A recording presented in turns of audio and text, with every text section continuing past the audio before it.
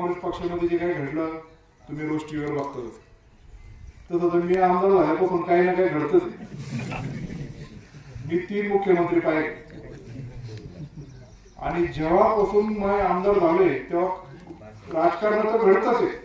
पण 2 वर्ष कोरोनाची गेली, त्याच्यानंतर सत्ता गेली, परत आली, असं काय काय तुम्ही रोज बातम्या बघताय. कोण पुढे गेले, कोणाचं काय चाललंय, आपला आमदार कोणीकडे तुम्ही बघत ना रोज. पण आपल्याला या सगळ्या गोंधळामध्ये मी तुम्हाला स्पष्ट सांगतो, या भारत देशात आणि महाराष्ट्रात आघाड्याच्या आणि युतीच्या सत्तेशिवाय कोअलिशन गव्हर्नमेंट होणार नाही.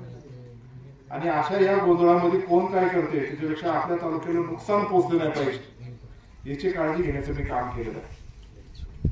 पवार साहेबही मला आदरणीयच आहे, अजितदादाही आदरणीयच आहे. त्यांच्याच वादाला काही निमित्त अतुल बेनके नव्हता.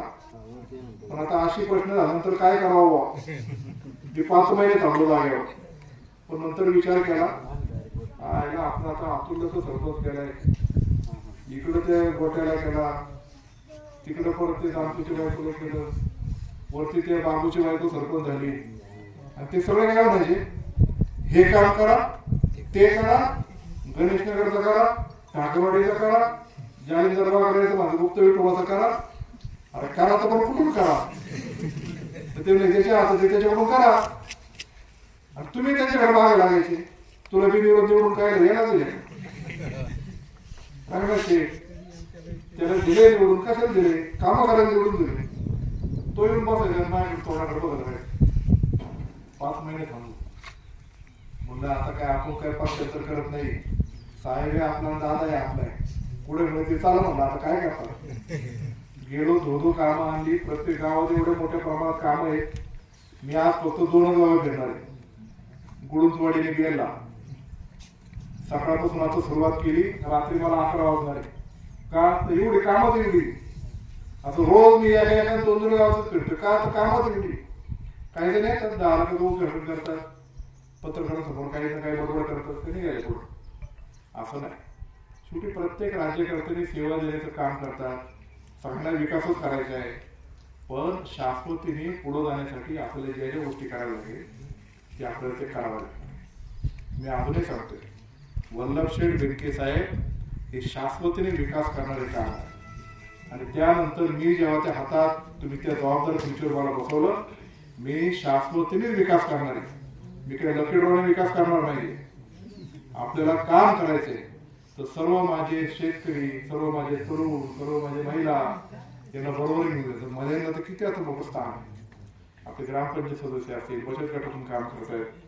तुम्ही लाडक्या बहिणीचे फॉर्म भरले का नाही? हा आले का? त्या समितीचा अध्यक्ष मी आहे. तालुक्याचा अर्ज किती आले माहिती का?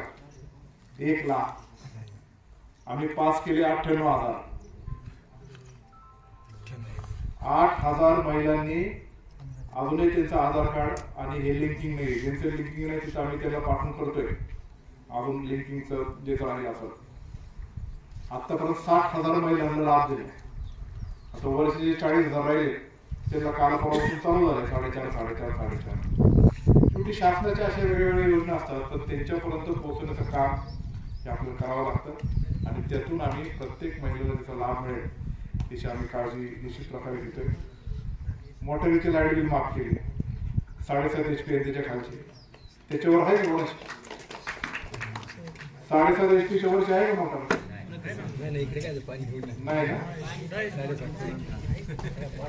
गावाला कोण आहे? हा मोठं शेतकरी. तर 10 वाले म्हणजे त्यांचं केलं, आमचं का नाही. मी वर सांगितलं सरकारमध्ये 10 वाले मोठी.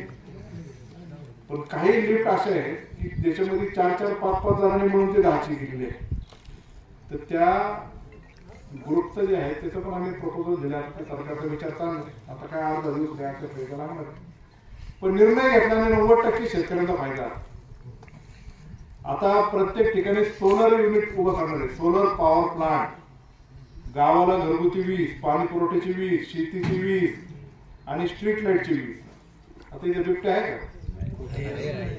आहे ना. दोस्त केला का नाही तुम्ही त्याला? पाळले त्यांनी पाळलं का तुम्ही पाळलं?